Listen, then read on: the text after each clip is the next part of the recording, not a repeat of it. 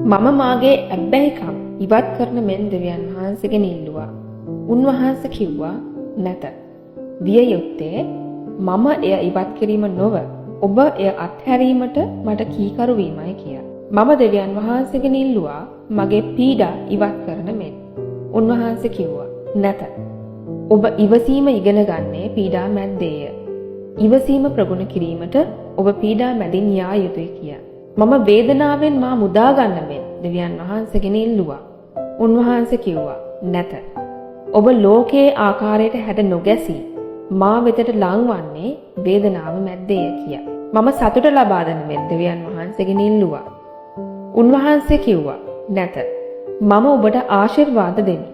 එයින් සෑහීමටපත් වී සතුට ලැබීම ඇත්තේ ඔබේ අතේ කියා. මම ජීවිතේ ප්‍රීතිය ලැබිය හැකි දේ මට දෙන මෙන් දෙවියන් වහන්සේගෙන් ඉල්ලුවා. උන්වහන්සේ කිව්වා නැත. ලද දෙයින් ප්‍රීතිය ලබන පිණිස මම ඔබට ජීවිතය දී ඇත කියා. මම දෙවියන් වහන්සේගෙන් ඉල්ලුවා. උන්වහන්සේ මෙන් මටත් අන් අයට ප්‍රේම කරන්න පුළුවන්කම දෙන්න කියා.